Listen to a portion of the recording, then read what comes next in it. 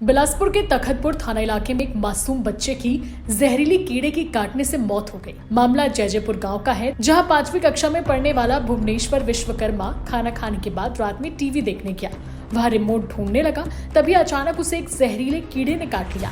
बच्चे को फौरन सिम्स अस्पताल ले जाया गया, लेकिन तब तक बहुत देर हो चुकी थी। बच्चे ने दम तोड़ दिया। घटना के बाद परिवार वालों का रो रो कर बुरा हाल है।